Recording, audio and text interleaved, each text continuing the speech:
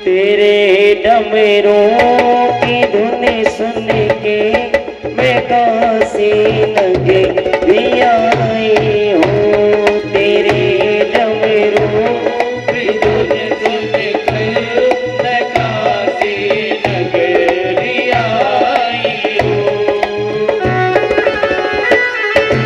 मैं गंगा है सुना है हमने भोले तेरी काशी। मैं गंगा है सुना है हमने भोले तेरी लगाने आई हूँ। तेरे डमरों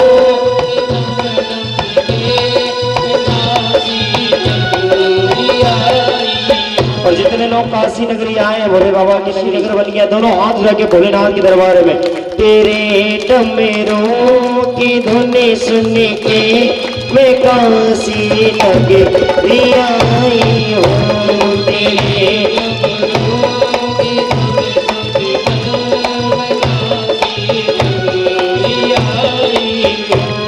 मैं काशी नगरी आई हूँ। मैं काशी नगरी आई हूँ। मैं काशी नगरी आई हूँ। मैं काशी नगरी आई हूँ। तेरे काशी नगरी आई हूँ। तेरे डमरों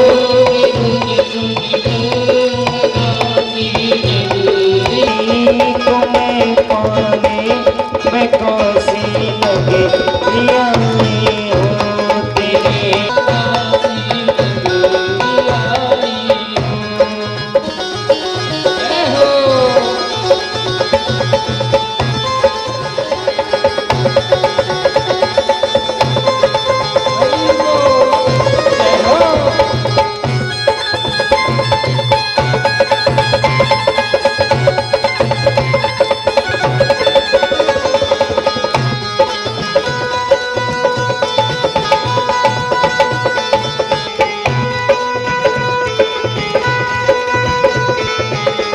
सुना है हमने ओ भोले तेरी काशी में मंदिर है।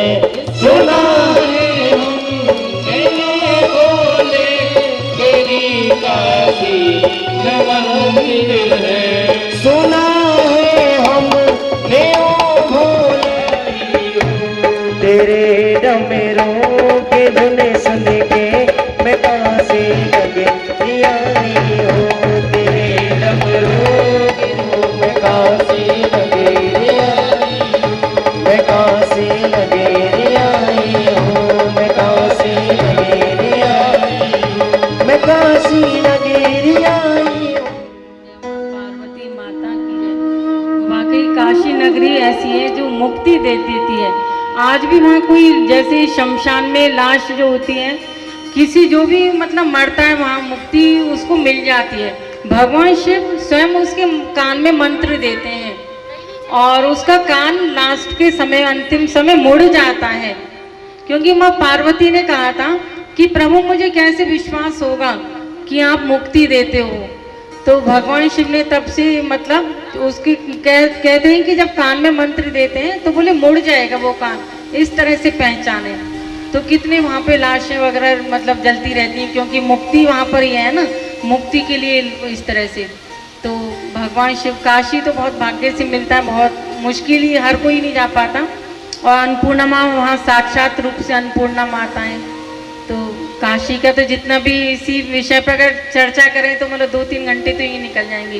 काशी की इतनी महिमा है, मतलब बहुत ही वहाँ का तो कण कण में शिव, वहाँ कंकड़ में, वैसे तो हर जगह कण कण में शिव है, लेकिन फिर भी काशी की महिमा बहुत ज़्यादा है। और चंचला भी लास्ट के समय काशी गई थी, इसलिए उसको भी मोक्ष मिल गया था। तो माँ पार्वती की वह सहेली बनी। तो इस तरह से हम कथा में बता रहे थे कि किस तरह बिंदुक को जो पिशाच योनि में चला गया था, तो माँ पार्वती ने तुमरू को भेजा। तुमरू अपने साथ नारद जी को ले गए थे और उनको श्री शिव पुराण की कथा सुनाते हैं। और सभी लोग, देवी देवता, नदी, तालाब, सब लोग आते हैं वहाँ सुनने के लिए। प्रकृति मतलब पहुंच जाती है, समस्त देवी देवता पहुंच जाते हैं वहाँ और कथा सुनते हैं। 7 दिन तुमरू जी कथा सुनाते हैं और कथा जैसी 7वें दिन की कंप्लीट होती है, 7 दिन सुनो, देखो अभी यहाँ 3 दिन भी हो रही है तो भी मतलब एक एक पल की कथा का मतलब ये है। लेकिन उस टाइम जब तुमरू सुनाते हैं तो 7 दिन की जो कथा होती है तो वो पिशाच योनि को छोड़ देते हैं और दिव्य रूप धारण कर लेते हैं और भगवान शिव माँ पार्वती को प्रणाम करते हैं और भगवान शिव फिर उनको अपना गण बना लेते हैं और माँ पार्वती चंचला को सखी बना लेती है। इस तरह से शिव पुराण की कथा बड़े बड़े पापियों का भी उद्धार कर देती है। शिव पुराण की तो इतनी महिमा है कि मतलब महीने भर भी कथा करो तो भी कम पड़ जाएंगी, इतने दृष्टांत हैं, इतने श्लोक हैं, बहुत बड़ी बड़ी कथाएं। लेकिन हमें कल 12 ज्योतिर्लिंग का मेन है तो आगे कथा में प्रवेश करते हैं कि एक बार नारद जी तप कर रहे थे। अब तप करके जब पहुंचते हैं तो उनको बड़ा घमंड हो जाता है क्योंकि कामदेव आते हैं उन विघ्न बाधा डालने के लिए। कामदेव को भेजा था इंद्र देवता ने, उनको हमेशा इंद्र देवताओं को लगता है मेरा राज सिंहासन नहीं छिन जाए, तो वो कामदेव को भेजा कि इनकी पूजा पाठ में विघ्न डालो ताकि मतलब इनकी पूजा छूटेगी तो इनको इंद्र पद की प्राप्ति नहीं हो। तो उन्होंने काम का भी उन पर कोई प्रभाव नहीं पड़ा। तो इंद्र देवता को मतलब जो है नारद जी को बहुत ज़्यादा अपने ऊपर गर्व होता है कि देखो मेरे ऊपर काम का कोई प्रभाव नहीं हुआ। तो वह शिव जी को बताने चल देते हैं और शिव जी से कहते हैं, अपमान सा कर देते हैं उनका कि देखो मैं भी कितना आपकी तुल्य हूँ और मैं जैसे आप पे काम का प्रभाव नहीं पड़ता मुझ पे भी काम का कोई प्रभाव नहीं पड़ा। अब भगवान शिव तो भोले वाले हैं, मुस्कुरा देते हैं कि ये कहीं भगवान विष्णु के पास नहीं पहुँच जाएं। बोले अगर वहाँ पहुँच गए तो फिर तो बस कहने क्या है। लेकिन वो विष्णु भगवान के पास भी चले जाते हैं और कहते हैं कि देखो मैं शिव जी के तुल्य हो गया हूँ, मेरे सामने तो कोई कुछ भी नहीं है, मैंने तो काम पे विजय प्राप्त कर ली। तो भगवान विष्णु कहते हैं कि भगवान शिव की निंदा कभी नहीं करनी चाहिए। बोले निंदा करना और सुनना दोनों ही पाप है। तो लेकिन वो मानते ही नहीं है नारद जी और अपने अंदर बहुत अहंकार हो जाता है उनको। तो भगवान विष्णु तो ये ना अहंकार को तो उनको नष्ट करना था कि इनका अहंकार कैसे नष्ट हो। तो एक माया से एक नगरी बना देते हैं, एक श्रीमती नाम की एक मतलब आती है एक महिला के रूप में और पूरा राजपाट राजा का वह सब बना देते हैं। तो नारद जी की मतलब ये दिखाना चाह रहे थे कि भगवान शिव से कोई तुलना नहीं हो सकती किसी की। तो मतलब इन्होंने कितना काम पे विजय प्राप्त की है। तो एक मतलब एक जैसे बनावटी दुनिया बना देते हैं। तो वहाँ पे एक महिला पूरा राजपाट और ये सब चल रहा है और स्वयंवर की तैयारी चल रही है, श्रीमती आ रही है। तो नारद जी वहाँ पहुँच जाते हैं और कहते हैं कि क्या हो रहा है यहाँ पर। बोली स्वयंवर चल रहा है और ये जो भी सुंदर होगा गुणवान होगा ये श्रीमती उसी के गले में माला डालेंगी। तो नारद जी के अंदर मोह हो गया। अभी तो कह रहे थे मैंने काम को जीत लिया और स्त्री को देख के फिर कहते हैं कि अरे काश मेरी भी शादी हो जाए। बोले मैं ही क्यों अनमैरिड कुंवारा रहूं, विष्णु भगवान लक्ष्मी के साथ रहते हैं और भगवान शिव पार्वती माता के साथ रहते हैं और ब्रह्मा जी ब्रह्मांड के साथ। मैं बिना पत्नी के घूम रहा हूँ, मुझे भी तो पत्नी चाहिए। तो जरा अभी तो कह रहे थे मैंने काम पे विजय प्राप्त कर ली और श्रीमती उनको देखकर उनके अंदर ही हो जाता है, लालच आ जाता है। अब तो कहते हैं कि मैं सुंदर तो हूँ लेकिन विष्णु भगवान की तरह सुंदर नहीं हूँ, काश उनका रूप मुझे मिल जाए, फिर तो ये जरूर मेरे गले में माला डाल देंगे। तो भगवान विष्णु के पास जाते हैं और कहते हैं कि प्रभु आज मेरा स्वयंवर है, मैं भी शादी करूंगा। आपने की, ब्रह्मा जी ने सबने की है, मुझे भी शादी करनी है और आप मुझे अपना रूप दे दो। अब विष्णु भगवान ने सोचा कि ये मतलब भटक रहे हैं, अभी तो कह रहे थे काम पे विजय। तो विष्णु भगवान ने उनको वानर का रूप दे दिया और पूरा शरीर अपने जैसे दे दिया, बस मुंह वानर जैसा कर दिया। तो अब तो जाते नारद जी स्वयंवर में, लेकिन वो श्रीमती उनकी तरफ से मुंह फेर लेती है और आगे बढ़ जाती है। तो नारद जी ने कहा मैं तो इतना सुंदर लग रहा हूँ, विष्णु भगवान का रूप लेके आया हूँ और ये आगे क्यों बढ़ गई। तो देखते हैं तो वहाँ 2 गण खड़े हुए थे पहले से शिव जी के। उन्होंने कहा अपने शीशे में तो अपना मुख देखो तुम। तो देखा तो वानर का। अब तो इनको बहुत क्रोध आया नारद जी को। बोले विष्णु भगवान ने तो बहुत धोखा दिया है मुझे और मेरे को तो वानर का रूप दे दिया। अब विष्णु भगवान के पास चल देते हैं क्रोध में और कहते हैं कि तुमने मेरे संग छल किया और तुम नहीं चाहते मेरा विवाह हो, और मैंने तुम्हारा रूप मांगा और तुमने तो मुझे वानर का रूप दे दिया। बोले कि जाओ, मैं तुमको श्राप देता हूँ। विष्णु भगवान से कहते हैं कि जब त्रेता युग आएगा तुमको मेरी जरूरत पड़ेगी और तुमको जिन वानर की तुमने हंसी बनवाई है उन्हीं वानरों की तुमको सहायता लेनी पड़ेगी।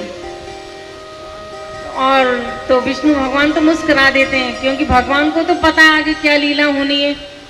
तो ये तो निमित्त मात्र सब होता है, प्रभु की लीलाएं होती हैं, नहीं तो विष्णु भगवान मुस्कुरा जाते हैं।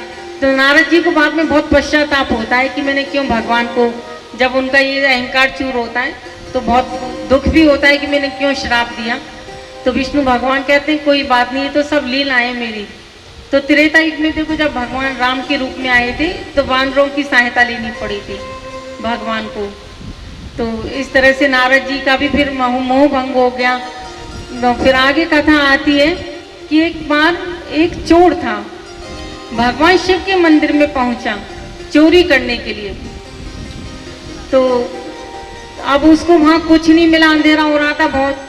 तो वो अपनी शर्ट को जला के और रोशनी करता है। तो भगवान श्री गणेश जाते हैं और भोजन करते करते मतलब उनका तो पेट ही नहीं भरे, तो कुबेर थक गए। उनका जो रसोई थी पाकशाला, वो सब व्यंजन जितनी भी दाल आटा सब्जी थी सब सामग्री लगी, पर गणेश जी भगवान बोले मैं तो अभी भूखा हूँ। फिर भगवान शिव के पास जाते हैं और कहते हैं कि तुम्हारे अंदर जो घमंड था वो सब चूर करना था। बोले एक दुर्वा डाल देना इसमें और बस गणेश जी की तृप्ति हो जाएगी। तो बस भोजन में एक दूरबा डाल देते हैं और गणेश भगवान को फिर अपना संतुष्टि तृप्ति हो जाती है। इस तरह से कोई पता ही नहीं चला, हजारों किलोमीटर चले जा रहे हैं लेकिन भगवान शिव का वो पता नहीं लगा पाए। तो उधर से केतकी का फूल आ रहा था।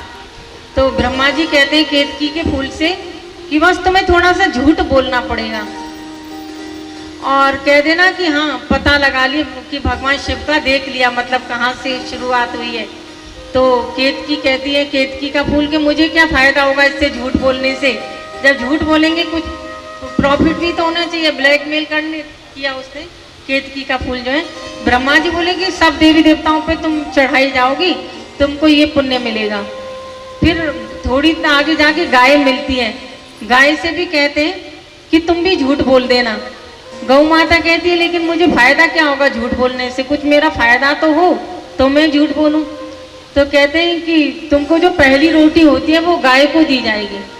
सभी माता बहनें इस बात को जानती हैं, हम लोग खाना बनाते हैं पहली रोटी गाय के लिए बनाते हैं ना। तो ब्रह्मा जी ने आशीर्वाद दिया था गाय को कि पहली रोटी तुमको दी जाएगी। अब गाय भी प्रसन्न हो गई। देखो कभी कभी व्यक्ति छोटे से लालच में कितना मतलब झूठ बोल देता है। तो बोले कि ठीक है। अब ब्रह्मा जी जब आ जाते हैं धरातल पर, इधर विष्णु भगवान भी पाताल लोक में पता लगाया लेकिन कहीं भी भगवान शिव का पता नहीं चला। लेकिन उन्होंने सत्य बोल दिया कि नहीं मुझे पता नहीं चला, लेकिन ब्रह्मा जी ने झूठ बोला।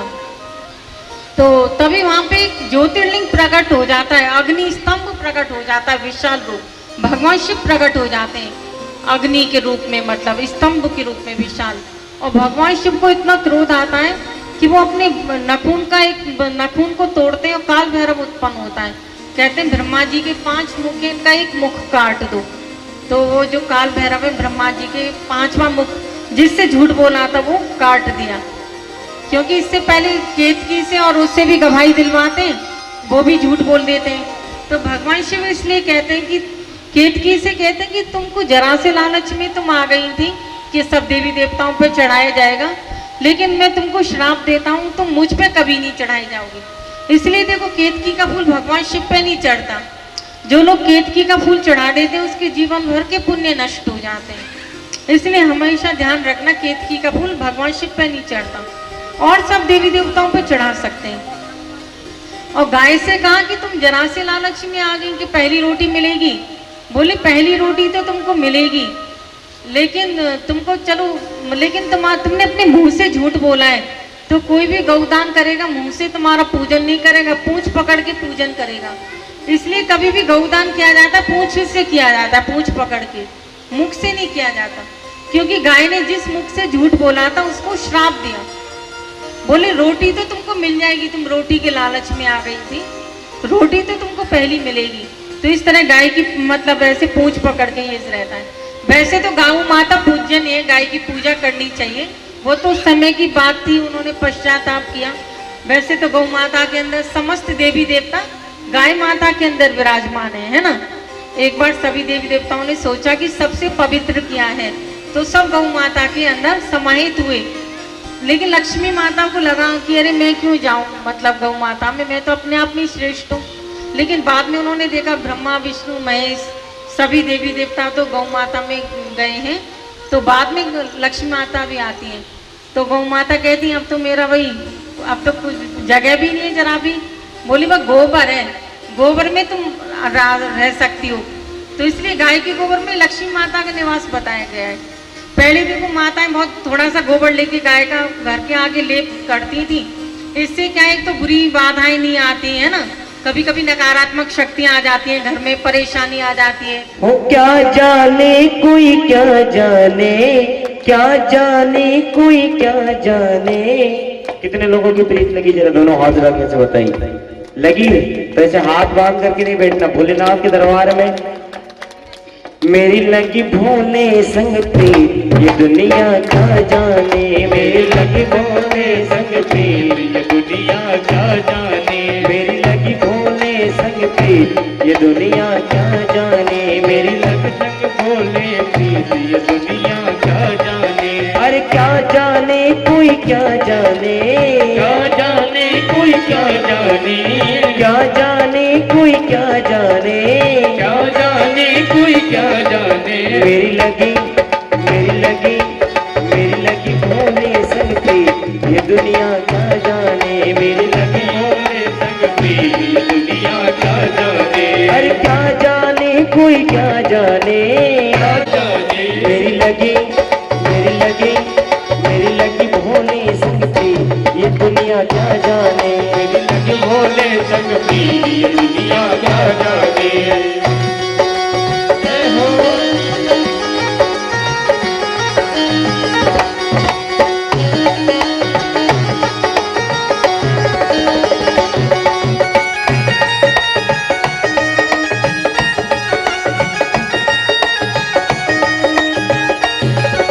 छवि देखी भोले कैसी, ये कैसी निगोरी थी ये दुनिया क्या जाने, ये कैसी निगोरी थी ये दुनिया क्या जाने, ये कैसी निगोरी थी ये दुनिया क्या जाने। और क्या जाने कोई क्या जाने। लगी मेरी लगी मेरी लगी भोले संग प्रीत ये दुनिया क्या जाने, मेरी लगी भोले संग प्रीत ये दुनिया क्या जाने।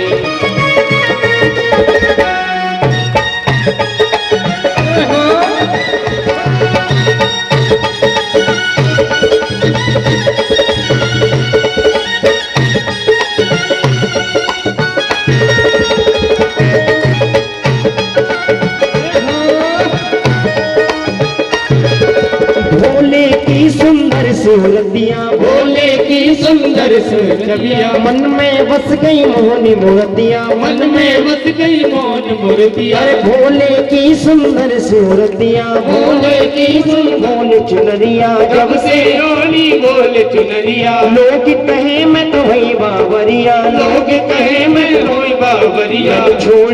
मैंने छोड़ी जग कीरी ये दुनिया क्या जाने, मैंने छोड़ी जग कीरी दुनिया क्या जाने, दुनिया क्या जाने। अरे क्या जाने कोई क्या जाने, क्या जाने कोई क्या जाने। अरे क्या जाने कोई क्या जाने, क्या जाने।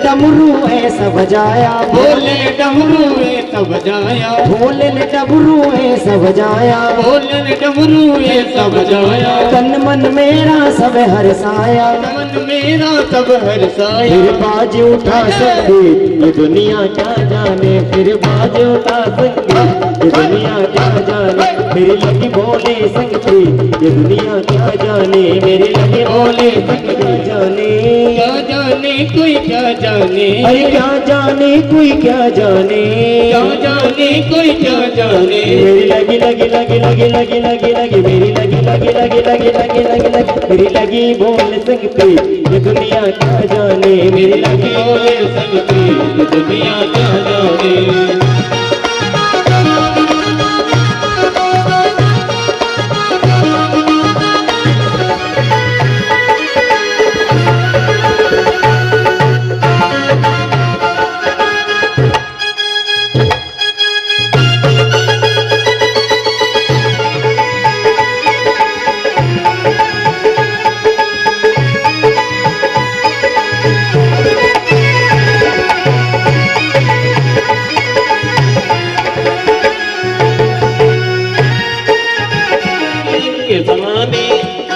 मैंने छोड़ी मैंने छोड़ी मैंने छोड़ी जग बोले सकती ये दुनिया क्या जाने, लगी बोले सकती ये दुनिया क्या जाने। पर ये प्रीत नंद गौरा को लग गई, ये प्रीत गोरा को लग गई। मैंने छोड़ी जग की प्रीत ये दुनिया क्या जाने, मैंने छोड़ी जग की प्रीत दुनिया क्या जाने। और भोलेनाथ से कहिए कि एक भक्त आपका यहाँ भी बैठा है, ऐसे दोनों हाथ उठा के ये दुनिया क्या जाने, मैंने छोड़ी जग की प्रीत दुनिया क्या जाने। अरे क्या जाने कोई क्या जाने, क्या जाने कोई क्या जाने, क्या जाने कोई क्या जाने, क्या जाने कोई क्या जाने। मेरी लगी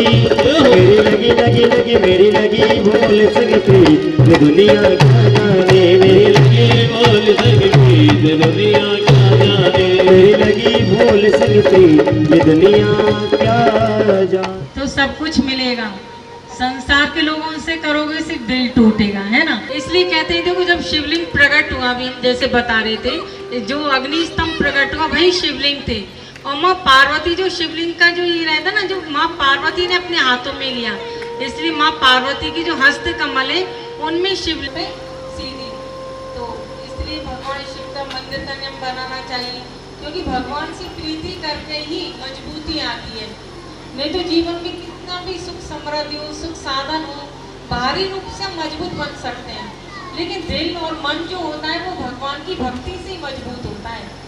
भगवान का जो भक्त होता है वो इतना, इसमें 5 वे पे उद्यापन हो जाता है और अपना एक टाइम भोजन भी कर सकते हैं। सिंपल है, कुछ भी नहीं है। अपना 6 दिए ले जाने होते हैं और सुबह तो अपना पंचामृत से मतलब स्नान करा दिया, बेलपत्ती, आंकड़े का फूल भगवान शिव को बहुत पसंद है, तो आंकड़े का फूल चढ़ा दिया, धतूरा चढ़ा दिया, बेलपत्ती चढ़ा दी और लाल चंदन, ये सब चीज़ों से पूजा करो, अक्षत से पूजा कर लो। और शाम के टाइम अपना 6 दिए ले जाकर और उनको प्रसाद ले जाते हैं, कुछ भी मीठा ले जाओ प्रसाद में, जो भी मीठा बन जाए, मतलब कुछ भी खीर हलवा कुछ भी ले जाओ, उसके 3 भाग किए शिव जी के मंदिर में भगवान के पास रख दिया, 6 दिए नीचे रख दिए शिवलिंग पर, मतलब शिवलिंग पर नहीं, शिव जी के मंदिर के मतलब शिवलिंग के पास रख दिए और फिर उनमें से 5 दिए जलाने होते हैं और एक अपने घर पे ले आओ, उसको राइट हैंड को घर के मतलब द्वार पे उसको भगवान श्री शिव नमस्तुभ्यम का जाप करते हुए ओम नमः शिवाय का ये करते, 5 वे पे उद्यापन कर देते, एक नारियल चढ़ाना और जो भी दक्षिणा श्रद्धानुसार वो चढ़ा सकते हैं और इस तरह से कर सकते हैं ना। व्रत बहुत लोग 16 सोमवार के रखते हैं, है ना। 16 सोमवार के पहले बहुत माताएं बहनें रहते थे, हम भी रखते थे, और ये 12 महीने के भी व्रत रखे जाते हैं, जैसी जिसको सुविधा हो। और नहीं तो व्रतों की भी अगर सच्चे मन से भगवान से जुड़ जाते हैं, व्रत ना भी रखो, भगवान से सच्चे मन से अगर मांग लो, उसमें भी भगवान प्रसन्न हो जाते हैं। नहीं तो कई बार पशुपति व्रत से भी लोगों की इच्छाएं पूरी नहीं होती, कभी कभी ऐसे भी। तो मतलब सच्चे मन से भक्ति करते हैं तो जरूर भगवान सुनते हैं, भोले बाबा। तो नंदीश्वर भी पहले नंदीश्वर के काम में ही कहते हैं, क्योंकि भगवान ने उनको अपने पास बिठाया हुआ है कि कोई भी बात हो, क्योंकि भगवान तो समाधि में लीन होते हैं, है ना, तो भगवान को कोई डिस्टर्ब नहीं करे। तो जिस टाइम समाधि में नहीं होते तो नंदीश्वर उनसे कह देते हैं, इसलिए भगवान ने उनको अपना गण बनाया हुआ है। वैसे भगवान शिव का ही एक अवतार है नंदीश्वर। अवतारों की बहुत सारी कथाएं, लेकिन अब 3 दिन की कथा में जितना कवर हो पाएगा हम करेंगे। तो बहुत बहुत भगवान की अवतारों की कथाएं भी आती हैं। तो इस तरह से नंदीश्वर मतलब भगवान शिव तक मतलब अपनी बात जैसे पहुंचाते हैं। तो भोले बाबा का फिर एक कथा ये भी आती है, सृष्टि का जब निर्माण हो रहा था, ब्रह्मा जी ने सृष्टि का निर्माण किया और भगवान शिव का विवाह माँ सती से होता है ना। आगे प्रवेश कर रही कथा में, तो माँ सती से होता है। तो एक बार माँ सती कहती है भगवान शिव से कि देखो मेरे पिता के यहाँ दक्ष के यहाँ यज्ञ हो रहा है, मैं भी जाऊंगी। तो भगवान शिव समझाते हैं कि देवी मायके में कभी नहीं जाना चाहिए बिना बुलाए। भगवान शिव कहते हैं बिना बुलाए जाने से सम्मान नहीं होता। तो बोले कि अरे मैं तो माँ हंसी करती है, बोली कि नहीं मेरे पिता ने बुलाया होगा, मेरी और बहनों को बुलाया है, इतने लोगों को बुलाया है, तो हो सकता है कि डाक आने में लेट हो गई हो या नहीं पता चला हो। भगवान शिव कहते नहीं ऐसा कुछ भी नहीं है और तुम मत जाओ वहाँ, अगर मुझे सम्मान नहीं मिलेगा तो तुमको दुख लगेगा बाद में। तो भगवान शिव बताते हैं कि एक बार दक्ष जो है जब प्रजापति बने थे तो उन्होंने एक समारोह किया। बोले सभी लोग उनके समारोह में जाते हैं, तो बोले सब लोगों ने प्रणाम किया और मैंने सोचा कि ये तो मेरा दामाद लगता है, दामाद को ससुर कहाँ प्रणाम करता है, तो मैंने प्रणाम नहीं किया। लेकिन बोले जब वो प्रजापति बन जाता है तो उनके अंदर इतना अहंकार आ गया कि देखो मैं प्रजापति हूँ और इन्होंने मुझे भोले ने मतलब बाबा ने मेरे को प्रणाम नहीं किया, तो उन्होंने श्राप दे दिया भगवान शिव को। तो नंदीश्वर को भी गुस्सा आ गई, नंदीश्वर ने भी श्राप दिया। तो भगवान शिव कहते हैं कि श्राप वगैरह इस चीज में नहीं पड़ो, कोई बात नहीं, इन्होंने दे दिया तो श्राप। तो माँ पार्वती से यही कहते हैं सती माता से कि मतलब इस तरह से बोली कि जब मेरा सम्मान नहीं किया तो यज्ञ में अगर तुमको मेरा भाग नहीं दिखाई देगा तो तुमको बहुत दुख होगा। लेकिन माँ सती हट करती है, तो भगवान शिव अपने कुछ गणों को भेज देते हैं माँ सती के साथ और वो अपने पिता के यज्ञ में दक्ष के यज्ञ में चली जाती है। तो देखो माँ तो कैसी, वो माँ अपनी बेटी से प्यार करती है, माँ तो अच्छे से मिली बेटी से। दक्ष ने कह दिया तू कैसे आ गई यहाँ पर, तेरे को तो बुलाया भी नहीं था। अब माँ को तब जाके फिर बड़ा दुख लगा कि देखो मैं बिना बुलाए चली गई और भोले बाबा ने सही कहा था। मन में उन्होंने सोचा, तो उन्होंने कहा कि उनको बड़ी आत्मग्लानि हुई कि मैं किस पिता की पुत्री हूँ जिन्होंने मेरे पति का सम्मान नहीं किया। तो उन्होंने अपना बोली कि इस शरीर से अच्छा मैं त्याग देती हूँ। तो माँ सती जो है वो जो हवन चल रहा था उसमें कूद जाती है और अपने शरीर को भस्म अपना कर देती है। तो कुछ गण शिव जी के जो गए थे वो भगवान शिव के पास जाते हैं, तो कहते हैं कि इस तरह माँ सती ने अपने शरीर को त्याग दिया है।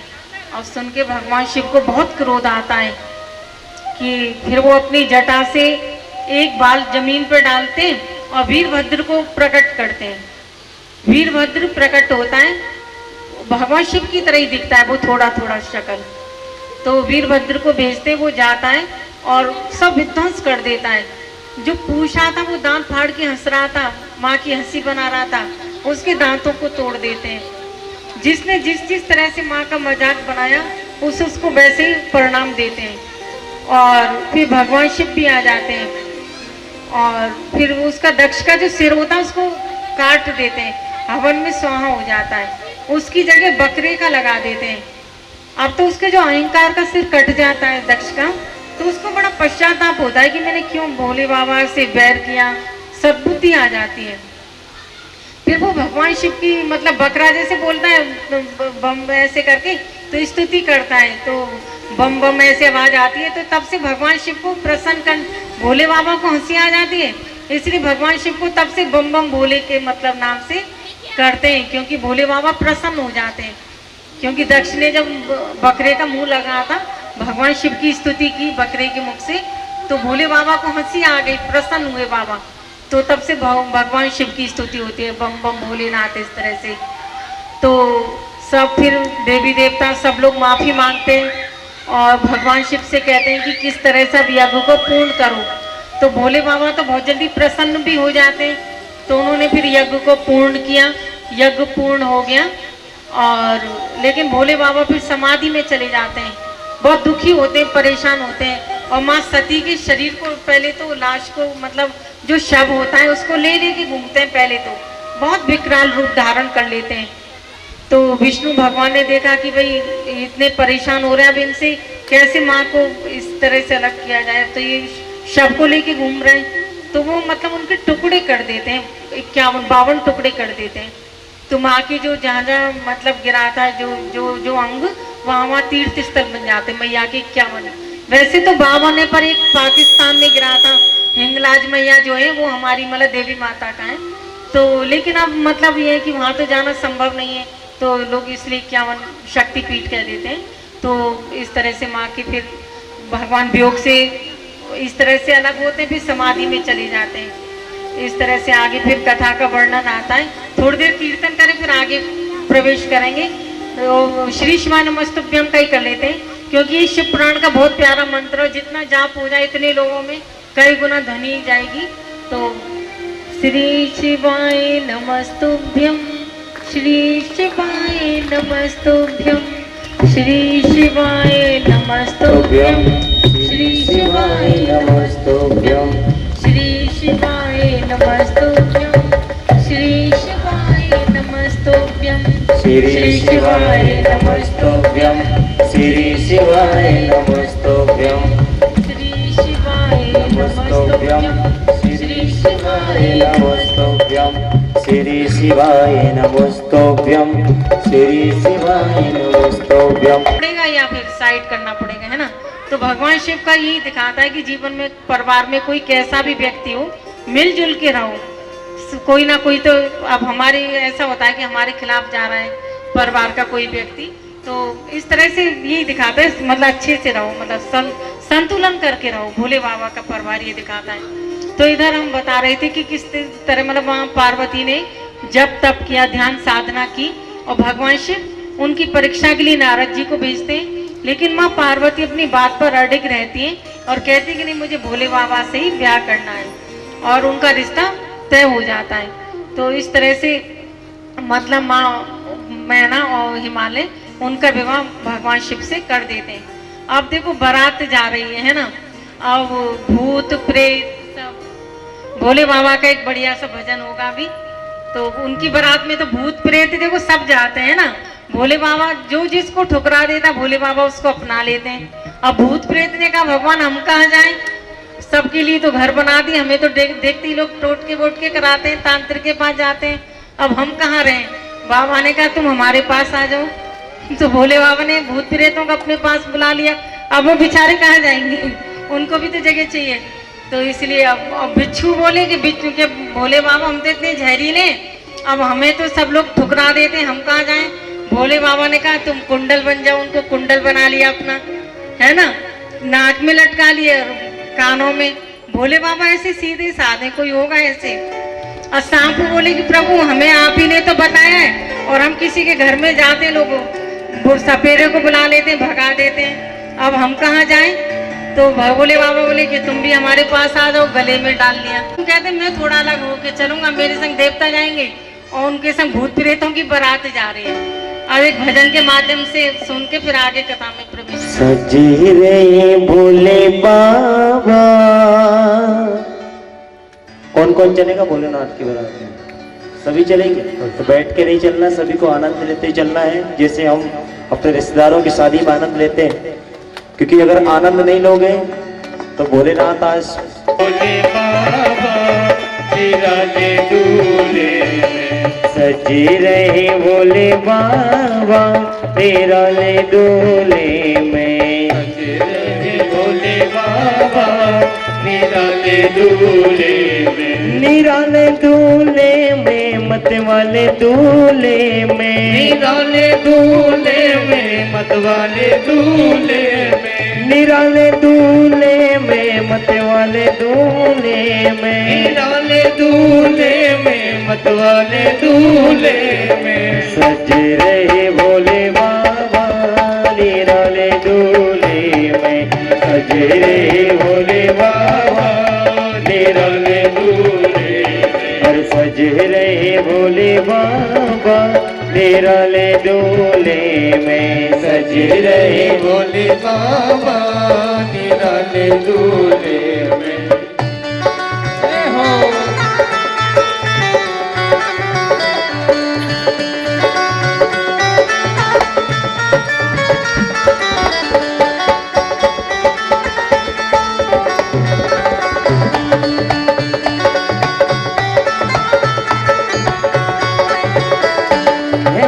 राना पिए भंग का प्याला, जय हो सर जटा चढ़ाए, जय हो तन भस्म रमाए, जय हो ओढ़े में चले हैं ससुराल, भूतों की लेके टोली चले ससुराल, भूतों की लेके टोली चले हैं ससुराल, शिव भोले जी दिगंबर है बेल पे सवार, भोले जी दिखे दूल्हे में, निराले दूल्हे में मत वाले दूल्हे, दूल्हा सतू दिलदार साबरे, ओ तेरा तेरा किसने किया सिंगार भोले जी, तेरा किसने किया सिंगार भोले जी, ओ लगे दूल्हा सतू दिलदार भोले जी, लगे दुल्हा सतू दिलदार भोले जी, ओ तेरा किसने किया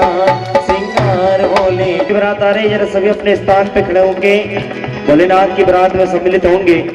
अरे दूल्हा बन भोला आए, दूल्हा बन भोला आए,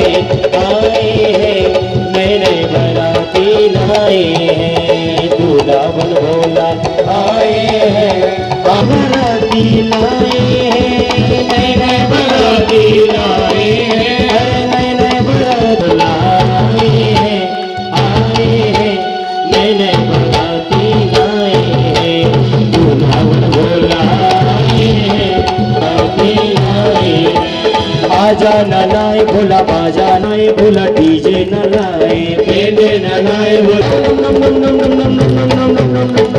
जो बजाते आए हैं गौरा की सैया, ऐसे को के नैया, को के नैया भैया, को के नैया, को के नैया भैया, को के नैया, को के नैया भैया, को के नैया, को के नैया भैया, को के नैया, जैसे है गौरा की सैया, ऐसे को के नैया, जैसे है गौरा की सैया, ऐसे को के नैया।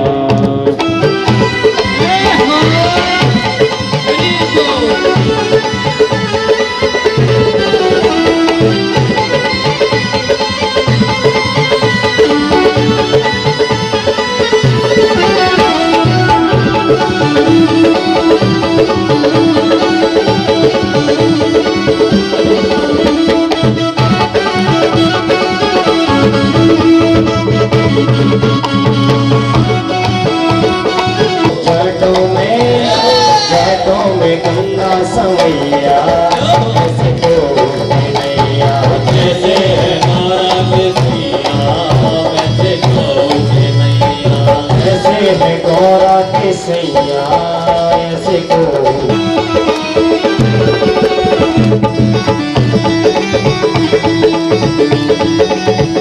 बनी है खूब जोड़ी गौरा मैया की जोड़ी, बनी है खूब जोड़ी गौरा मैया की जोड़ी, खुशी से ना गौरा को मिल गए साजने, ओहो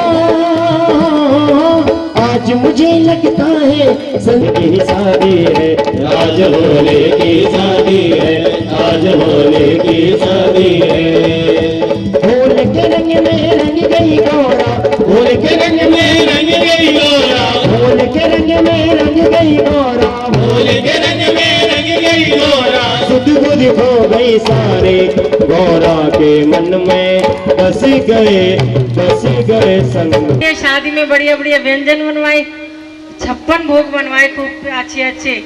अब तो वो जो परसने लगे, सब लोग देवी देवता भी परस रहे हैं। और भूत प्रेतों से कह भाई तब बताओ तुम्हारी पत्तल कहाँ रखें? बोले पत्तल की क्या जरूरत है, सिर में डाल दो। अब भूत प्रेत ऐसे थे, कोई का सिर नहीं है, वह नीचे नीचे कहीं भाग है, कोई के हाथ नहीं है, कोई के पैर नहीं है, और कोई कहे तो कई कई मुंह थे भूतों के, आगे भी मुंह था पीछे भी था।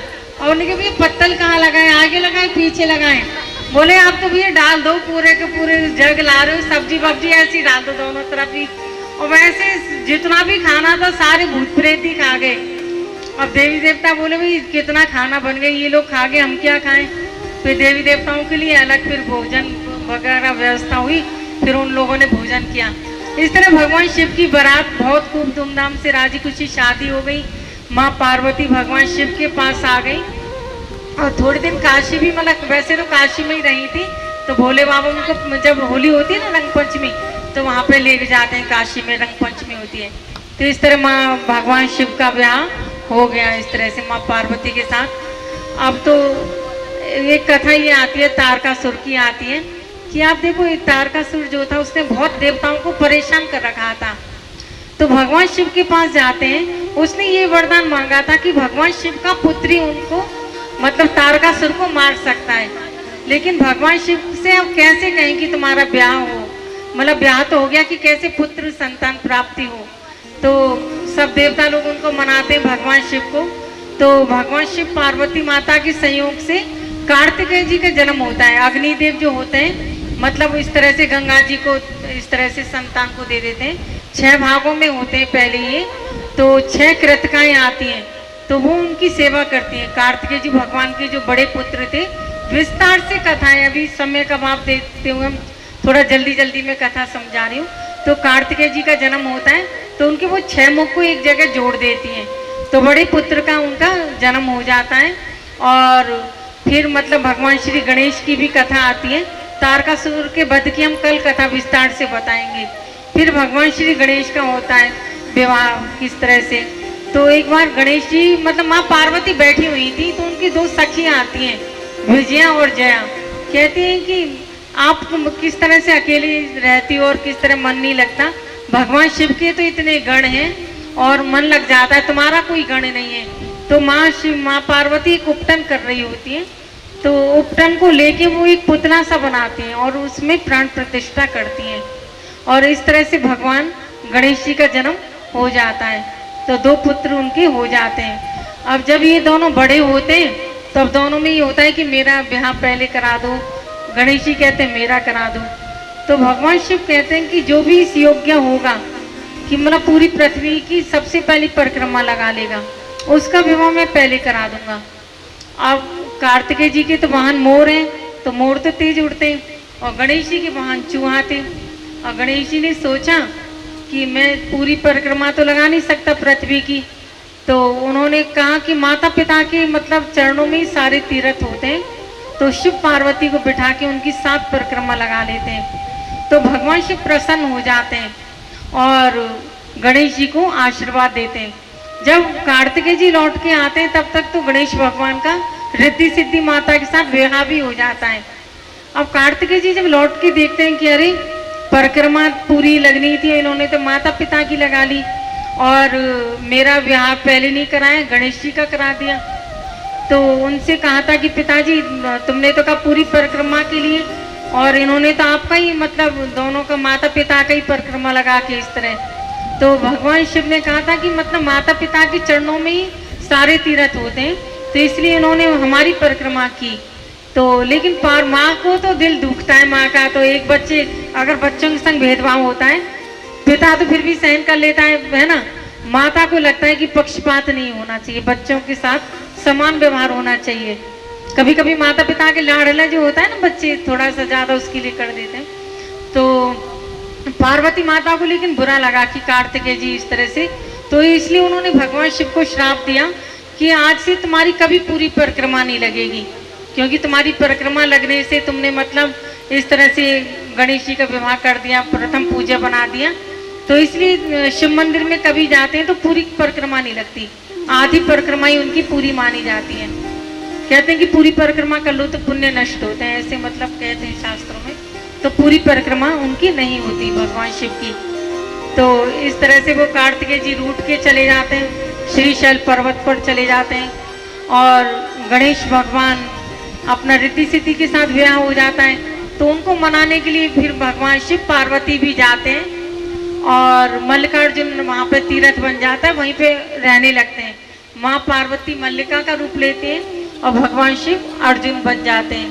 अब आज की कथा, कल कथा में प्रवेश करेंगे। अभी आरती का समय हो गया तो है ना, थोड़ा कीर्तन भजन कर लेते हैं और फिर कल आगे की कथा में प्रवेश करेंगे। 12 ज्योतिर्लिंग की भी अच्छे से बताएंगे और भी कथाएं बताएंगे। तो आज का ये है कि अभी यूं बीत जाए जीवन मेरा, हर सांस में हो सुमिरन तेरा। यूं बीत जाए जीवन मेरा, हर सांस में हो सुमिरन तेरा, यूं बीत जाए जीवन मेरा। हर सांस में हो सुमिरन तेरा, यूं बीत जाए जीवन मेरा। हर सांस में हो सुमिरन तेरा, यूं बीत जाए। जपते तेरी माला जपते जपते, तेरी माला जपते जपते, बीते ये जीवन मेरा। हर सांस में हो सुमिरन तेरा, यूं बीत जाए जीवन मेरा। नैनों की खिड़की से बाबा तुमको मैं निहारूं। नैनों की खिड़की से बाबा तुमको मैं निहारूं। नैनों की खिड़की से बाबा तुमको मैं निहारूं। नैनों की खिड़की से बाबा तुमको मैं निहारूं। मन में बैठा लो बोले आरती उतारो। मन डाले रहूं चरणों में डेरा, यूं बीत जाए बोले जीवन मेरा। हर सांस में हो सुमिरन तेरा, यूं बीत जाए जीवन मेरा। बोले सभी कहेंगे जो भी तेरा प्यारा हो मेरे दिल का प्यारा। तेरा प्यारा बाबा मेरे दिल का प्यारा हो। मेरे सर का ताज मेरी आंखों का तारा हो। मेरे सांस में हो सुमिरन तेरा, यूं बीत जाए जीवन मेरा। यूं बीत जाए जीवन मेरा। को आशीर्वाद देते हैं। और प्रदोष काल की उसमें एक मेरे को छोटी सी कथा याद आ गई। एक बार माँ पार्वती कह रही थी कि भाई सबके सास ससुर अगर तो भोले बाबा ने तो बाबा तो देखो है ना उनका तो माँ पार्वती एक बार भोजन बना रही थी, तो वो भोजन को सारा कभी किसी को दे दे, कभी किसी को, भगवान शिव को नहीं दिया। अब उन्होंने देखा कि अरे भोले बाबा मतलब इस तरह से परेशान कर रही थी, और भोले बाबा इंतजार करें कि भाई भोजन नहीं बन रहा क्या है। और सुबह से शाम तक हो गई। फिर प्रदोष काल में जब माँ ने देखा अभी तक भगवान शिव ने भोजन नहीं किया, तो माँ ने शिव जी को के लिए भोजन बनाया। तो प्रदोष काल का इसलिए भी महिमा है। और भी बहुत सारी कहानी है, कथाएं। तो भोले बाबा घरों में भी जाते हैं दर्शन, मतलब अपने दर्शन देने माँ पार्वती के साथ। इस तरह से अभी आरती करेंगे और फिर कल आगे कथा में प्रवेश करेंगे। और देखो मेरे चैनल का नाम है कथावाचक लक्ष्मी दीदी, है ना। आप लोग मेरे चैनल पे भी कथा सुन सकते हैं, है ना। भागवत कथा भी पड़ी हुई है, शिव पुराण की भी अभी भैया बना रहे हैं, अपलोड होगी 3-4 दिन में। तो आप लोग सब लोग कथा से जुड़े रहना। कथावाचक लक्ष्मी दीदी मतलब एक चैनल है, तो आप जरूर इस चैनल पर देखना। और आप सभी के सहयोग से ये कथा हो रही है, तो जो भी अपना सहयोग बने कल करना। ये सब खर्च वर्च का ये सब अपना है सभी के, आप सभी के सहयोग से, हम सभी के सहयोग से, हमारा आपका। तो कथा का में इनकी छोटा सा आयोजन कर लेते हैं। और कल स्थापना दिवस भी है, कोई शिव पार्वती बनना चाहे, जैसे ड्रेसेस मिल जाती है, या राधे कृष्ण बन पाए, क्योंकि कल राधे कृष्ण के भी भजन होंगे। अपना कल स्थापना दिवस है, सृष्टि कॉलोनी में जैसे ये कथा चल रही है, तो है ना, प्रथम वर्षगांठ खूब अच्छे से सब लोग मनाए, पूरे उमंग उत्साह से मनाए, है ना। आपकी कॉलोनी का प्रोग्राम है, हमारा प्रोग्राम है, आपका प्रोग्राम है, सब लोग अपने खूब अच्छे से इसका हर तरह के सहयोग से इस कार्य को अच्छे से बनाएं और तैयार होके आना चाहें। जैसे शिव पार्वती कोई भी एक बन सकते हैं, कॉलोनी देखते रह जाए सब लोग कि भाई सृष्टि कॉलोनी में प्रोग्राम हुआ है, पूरा आसपास सब लोग देखते रह जाए, है ना।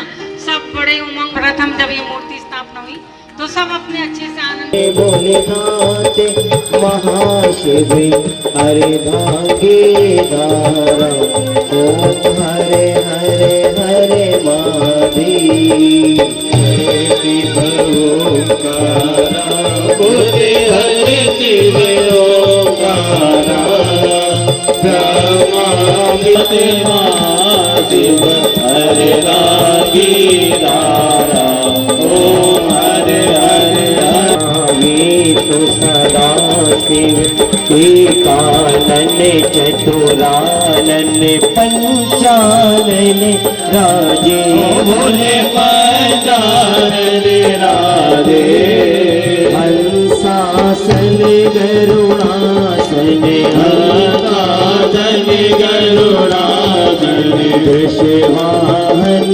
साजे, हरे हरे हरे महादेव, जो तीनों रूप निरखता, त्रिवेणी करो मेरी रखता, त्रिभुवन जन मोहे, ओम हरे हरे हरे महादेव, अक्षमाला वनमाली, बोले रने माला धारी, चंदन भोले शुभकारी, ओम हरे हरे हरे बाजा करे अंगी, बोले बाबा मेरे आगे, सनकादिक गरुणादिक, गालिक गरुणादिक, भूतादिक संगे,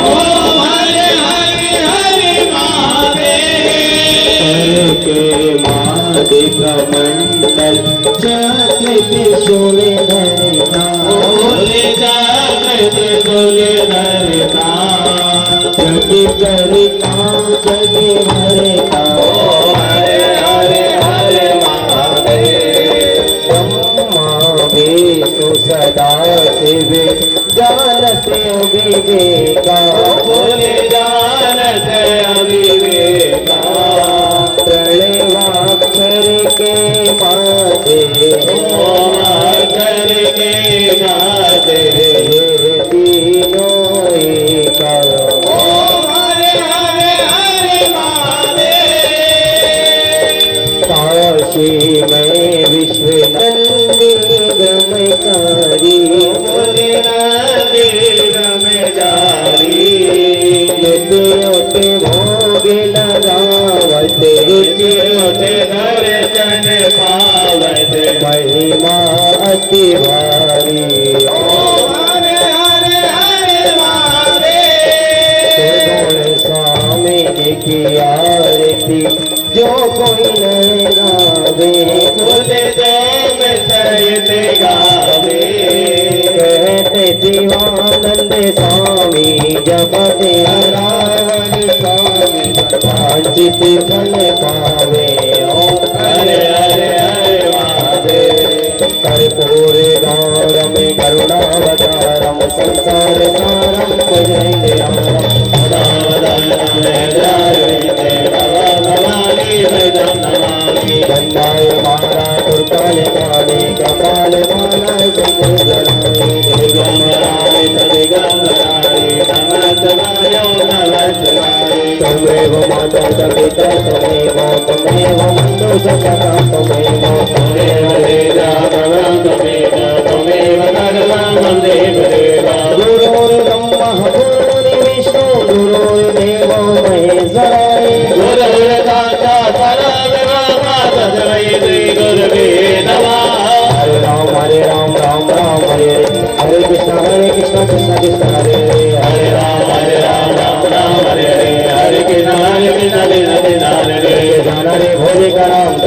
लेके जाना रे भोले का नाम थोड़ा थोड़ा, अरे थोड़ा थोड़ा प्यारा प्यारा थोड़ा थोड़ा, थोड़ा थोड़ा प्यारा प्यारा थोड़ा थोड़ा, लेके जाना रे भोले का नाम, लेके जाना रे भोले का नाम थोड़ा थोड़ा, लेके जाना रे भोले का नाम।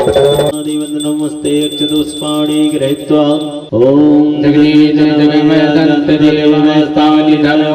भक्ति प्रचोदयात्। हरि ओम गणाम्बिकाय च विद्महे कर्म सिद्धिं च धीमहि। कुछ दिन आपने बैठ करूं क्या ना, नमस्कार की बैठे जोड़ू दोनों हाथ।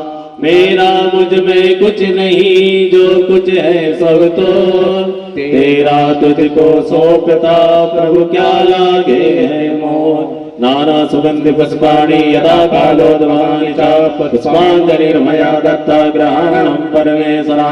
सांगाय सपरिवाराय सयोदाय ससतिकाय श्री शिवपुराणाय नमो नमः। मंत्र पुष्पी रामचंद्र भगवान की, श्री शंकर भगवान की, श्री हनुमान जी महाराज की जय हो। अपने गुरु गोविंद की जय हो, अपने अपने माता पिता की जय हो, श्री शिव पुराण की जय हो। नमः पार्वती पते हर हर महादेव। स्वागतम गुरुवर शरणागतम गुरुवर, स्वागतम गुरुवर शरणागतम गुरुवर, स्वागतम गुरुवर स्वागतम गुरुवर शरणागतम गुरुवर।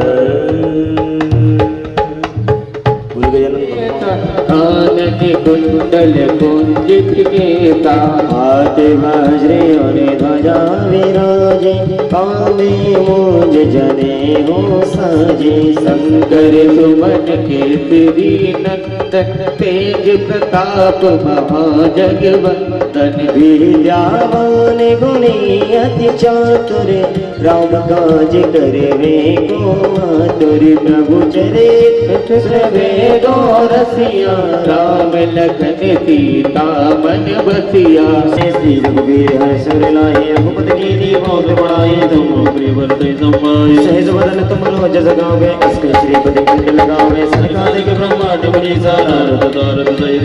जम कुबेर दिक्पाल जहाँ ते, कब कोविद कब सके कहाँ ते। तुम्हें उपकार स्त्री पर कीना, राम बुलाए राजपद दीना। तुमरो मंत्र विभीषण माना, लंकेश्वर मैं सब जग जाना। रोदन परवानो, लीला उदाय मधुर पल जानो। प्रभु मोदिका मेरे मोहि माई, तेरे बिना ये गए अजर अजराई। काज जगत के दे, सब सुख लहे तुम्हारी सरना। तुम रंग जग का हो को डरना। मैं अपन तेज समारो आपे, तीनों लोग हाथ ते कांपे। भूत पिशाच निकट नहीं आवे, महावीर जब नाम सुनावे। रोग हरे सब कोई अमित जीवन फल पावे। चारों युग परिताप, मेरे पासा सदा रहो रघुपति के दाता। तुमरे भजन राम को पावे, जन्म जन्म के दुख बिसरावे। अंतकाल रघुवरपुर जाए, जागर कोई छूटे बदमाश होई। जो यह पढ़े हनुमान चालीसा, होए सिद्धि सखी गौरीसा। तुलसी हनुमान जी की जय, बोलो लखन नाम नारायण जानकी लवम अच्युतम केशवम। अच्युतम केशवम कृष्ण दामोदरम, राम नारायणम जानकी वल्लभम। राम नारायण भगवान नाचते नहीं, कहते हैं भगवान नाचते नहीं। गोपियों की तरह तुम नचाते नहीं। गोपियों की तरह तुम नचाते नहीं। राधे कृष्णा राधे कृष्णा राधे कृष्णा राधे कृष्णा राधे कृष्णा राधे कृष्णा राधे कृष्णा राधे कृष्णा राधे कृष्णा राधे कृष्णा राधे कृष्णा राधे कृष्णा राधे कृष्णा राधे कृष्णा राधे कृष्णा राधे राधे कृष्ण कृष्ण कृष्ण राधे राधे राधे कृष्ण कृष्ण कृष्ण राधे राधे राधे कृष्ण कृष्ण कृष्ण राधे राधे राधे कृष्ण कृष्ण कृष्ण राधे राधे राधे कृष्ण कृष्ण कृष्ण राधे राधे राधे कृष्ण कृष्ण कृष्ण राधे राधे राधे कृष्ण कृष्ण कृष्ण कृष्ण राधे राधे राधे कृष्ण कृष्ण कृष्ण राधे राधे कृष्ण कृष्ण कृष्ण राधे राधे कृष्ण कृष्ण कृष्ण राधे उसने तो कथा नहीं सुनी। पिशाचोनी में जब गया वह अपने दुष्कर्मों के कारण, तो उसकी पत्नी चंचला के कहने पर माँ पार्वती ने तुम्बरू को भेजकर श्री शिव पुराण की कथा सुनवाई और उसने अपना पिशाची शरीर छोड़कर किस तरह दिव्य रूप धारण किया और भगवान शिव ने उसको अपना गण बनाया। और फिर आगे हमने खूब आनंद भगवान शिव की बारात का लिया। सभी लोगों ने भगवान शिव की बारात में शामिल होने का सौभाग्य प्राप्त किया। इस तरह से भगवान की अनेक कथाएं जैसे सुनी और आज 12 ज्योतिर्लिंग की भी हम कथा सुनाएंगे। उससे पहले थोड़ी भगवान की कथा तो बहुत है विस्तार से। अगर 7 दिन भी सुनाए, 1 महीने भी सुनाए तो भी कथा तो बस चलती रहती है। भगवान की अनंत कथाएं हैं भगवान की, लेकिन समय को देखते हुए अपना 12 ज्योतिर्लिंग की आज कथा सुनाएंगे। उससे पहले भगवान के भक्तों की 2-3 कथा सुनाने का प्रयास करेंगे। और अभी नजदीक में तो गंगा दशहरा भी आ रहा है। पहले तो लोग बहुत पतंग उड़ाते थे दशहरा पर और कहते हैं कि नीलकंठ के दर्शन इस दिन बहुत शुभ माने जाते हैं। तो गंगा जी के उसमें एक मेरे को दृष्टांत याद आया। एक व्यक्ति ने प्रश्न किया गंगा मैया से कि गंगा कि तुझ में लोग इतना स्नान करते हैं, अपने पापों को धोते हैं, कि तुम कितनी मैली हो गई होंगी। तो गंगा मैया ने कहा, मैं पापों को अपने पास रखती नहीं हूँ, मैं तो समुद्र में मिलती हूँ तो समुद्र में डाली आती हूँ। तो वह व्यक्ति समुद्र के पास जाता है, कहता है कि अरे समुद्र, तेरे अंदर कितने पाप हैं जो गंगा जी तुम्हारे अंदर अपने पापों को डाल देती हैं। समुद्र ने कहा, मैं भी अपने पास नहीं रखता पापों को, जो भाप बना के बादलों में उड़ा देता हूँ, बादल ले जाते हैं। अब तो उस व्यक्ति की जिज्ञासा बढ़ती गई। वह बादलों से पूछता है, अरे बादलों, तुम अपने कितने तुम पापों को लेके घूमते हो, तभी तुम काले काले घुमड़ घुमड़ करते हो, क्योंकि पापों का साया तुम्हारे ऊपर है। बादलों ने कहा, मैं भी अपने पास पापों को नहीं रखता, मैं तो धरती पे जो जो पाप करता हूँ उसके ऊपर बारिश जब होती है डाल देता हूँ। इसलिए कर्मों का फल इस दुनिया में जरूर मिलता है। बहुत लोग सोचते हैं कि गंगा जी नहा लिए, पाप धुल गए, तो गंगा जी भी अपने पास पापों को नहीं रखती। इसलिए हमेशा अच्छे कर्म कहते हैं कि करना चाहिए और बच्चों को भी संस्कारवान बनाना चाहिए, क्योंकि अपने जब शुरू से ही बच्चों को अच्छी शिक्षा देंगे, अच्छे संस्कार देंगे, तो बच्चे एक भविष्य का एक अच्छा निर्माण कर पाएंगे। इसलिए क्योंकि शुरू में जब बच्चों को थोड़ा थोड़ा झूठ बोलना सिखा देते हैं तो बच्चे भी झूठ बोलना सीख जाते हैं। और कोई भी आया दरवाजे पे, माता पिता कह देंगे कि मना कर दो, हम घर पे नहीं है, या कुछ सिखा देते हैं। अब बच्चे ऐसे सीख जाते हैं। नहीं तो सुबह उठ के बच्चों को सबसे पहले को अपनी हस्तरेखा देखो, कराग्रे वस्ति लक्ष्मी, कर मध्य सरस्वती, कर मूले तू गोविंदम, प्रभाते कर दर्शनम। बच्चों को अच्छी शिक्षा दो, इससे भाग्य भी अच्छा होता है और रेखाएं भी अच्छी होती हैं। फिर धरती माता की बोलो बच्चों से कि धरती माता को प्रणाम करो, क्योंकि धरती माता रक्षा करती है। और वैसे भी धरती माता कौन है? मंगल देव की माता है। अब अगर माँ को प्रसन्न करोगे तो बेटा खुद ही खुश हो जाएगा, है ना। अब शादी बाद बहुत लोग सोचती है पति को खुश करें, माताओं को, सासों को नहीं, तो बच्चे भी इसमें खुश नहीं होते। बच्चों को लगता है मेरी माँ का आधा रोज सम्मान हो, है ना।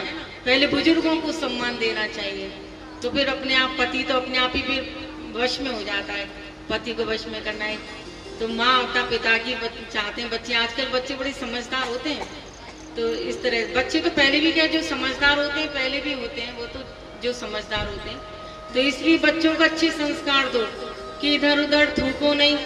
अब इससे क्या है, जगह जगह बहुत लोग गुटखा खा के कोई थूक रहे हैं, कोई कहीं भी थूकने की आदत होती है, तो इससे सूर्यदेव मतलब बुरा प्रभाव डालते हैं। अब ज्योतिषियों, वैसे मैं भी ज्योतिष का काम करती हूँ, ऐसा नहीं है, पर किसी ज्योतिष के